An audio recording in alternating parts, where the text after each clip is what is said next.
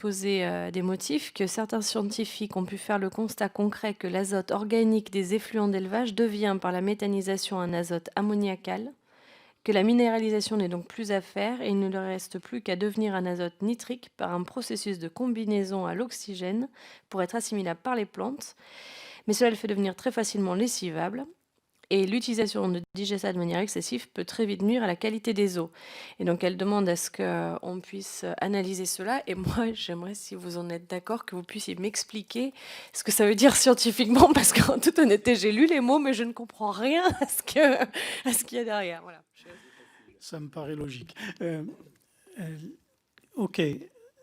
À la sortie du méthaniseur, vous avez ce qu'on appelle le digestat. Ça représente 90% de la masse entrante.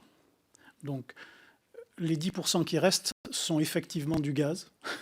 Et dans ces 10%, il y a à peu près 60% de méthane. C'est-à-dire que finalement, le système est très peu efficace. Concentrons-nous donc. Donc, si vous avez, disons, 10 000 tonnes d'intrants, vous avez 1000 tonnes de gaz et 600 kg de méthane. C'est des chiffres moyens, bien sûr, ça dépend des intrants. Et ensuite, les 90% qui restent, c'est finalement le digestat. Et ça, il faut savoir qu'en faire. C'est énorme, hein, 10 000 tonnes, donc il reste 9 000 tonnes de digestat. Dans ces 9 000 tonnes de digestat, vous avez à peu près 1000 tonnes qui sont du digestat solide, et qui est aujourd'hui ce qu'on nous vend à travers la méthanisation comme un très bon fertilisant. On peut y revenir après si vous voulez. Et le digestat qui reste, donc les 8000 tonnes qui restent, c'est du digestat liquide. Et ce digestat liquide, c'est principalement de l'eau ammoniacale. À faible concentration, mais à fort pH tout de même, hein, pH 8,5, 9, c'est-à-dire un pH qui est trop fort pour que n'importe quel micro-organisme puisse vivre correctement. Et ça, on va les pendre. Et cette eau ammoniacale est constituée d'ions à base d'azote, et on nous vend cet azote comme étant un bon substituant aux engrais chimiques. Alors, c'est pas vrai pour deux raisons. D'abord, c'est un engrais chimique, c'est donc pas un substituant. Et ensuite, c'est un mauvais engrais parce que, et Sandrine Lefeur le disait bien, il est très lixiviable. En réalité, si vous voulez booster le métabolisme de la croissance des plantes, il vous faut amener à la fois des ions ammonium, tels qu'on a dans le digestat liquide, mais aussi des ions nitrates. Et là, la plante en profite. Et ça, il y a n'importe quel bouquin de première année d'université peut vous le montrer. Dans le digestat liquide, il n'y a que l'ammonium. Et cet ammonium, il a une tendance, d'une part, à s'évaporer fortement, et d'autre part, à filer dans les nappes. Il est très peu retenu par les plantes s'il est tout seul.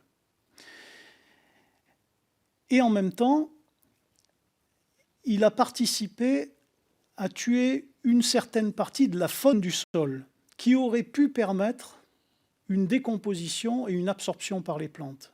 Ce sont des bactéries ou des champignons. Donc le digestat liquide, si on l'épand, il tue la faune, la microfaune du sol, même la macrofaune, hein, les vers de terre souffrent, et il s'infiltre.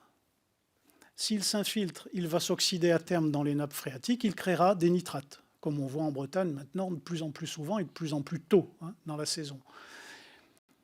Le reste va s'évaporer.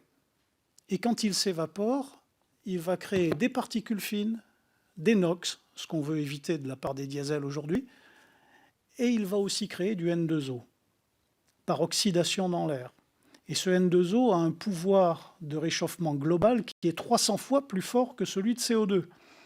Donc une partie infime d'évaporation de ce digestat liquide que l'on a épandu permet de rendre la balance très négative d'un point de vue environnemental.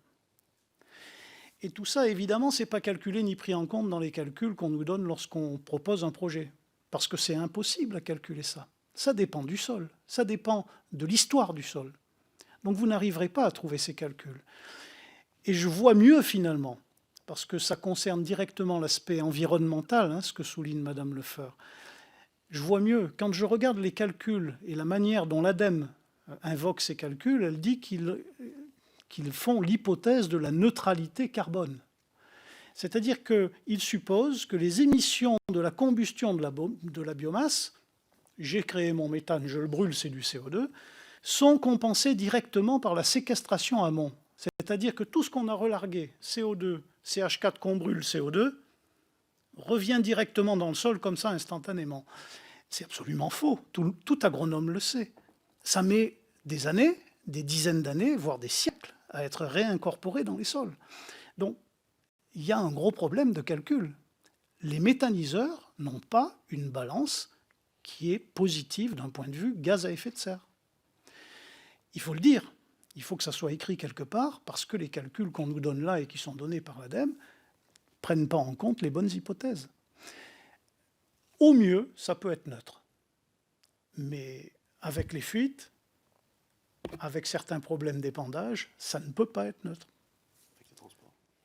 Les transports, on en passe, hein, mais la réalité est là. Donc on est en train de propager une idée qui va nous amener à construire éventuellement, si on veut respecter notre prédiction à 2050 de remplacer tout le gaz, va nous conduire à construire 10 000 ou 15 000 méthaniseurs moyens.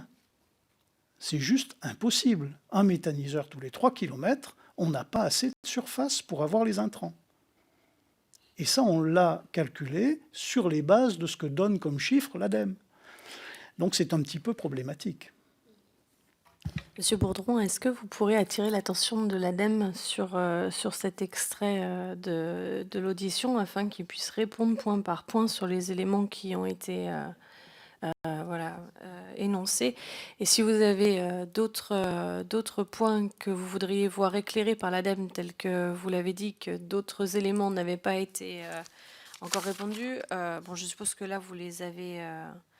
je pense que vous les avez exposés là, hein, dans l'ensemble, mais vous disiez que vous aviez la contradiction de vos propos n'avait pas été faite. Je suppose que vous les avez sollicités lors d'un courrier ou Alors, à quel moment en fait vous on est allé auriez au exposé les choses? ministère parce qu'on avait été convié par Anne-Florie Coron, qui est donc, si j'ai bon souvenir, sous-chef énergie-climat du cabinet, hein, et avec 2 autres personnes qui étaient côté sanitaire et côté social. Et bon.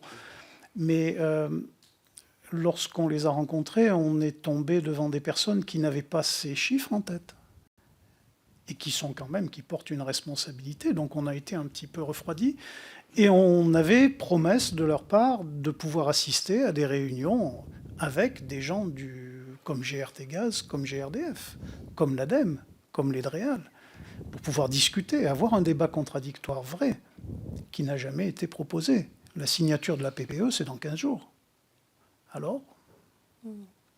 De la même manière, est-ce que vous pourrez ressolliciter les personnes du ministère qu'ils ont vues afin eux aussi de les attirer d'attirer leur attention sur pour qu'eux aussi puissent nous expliquer et apporter des éléments contradictoires éventuellement de ce qui est proposé.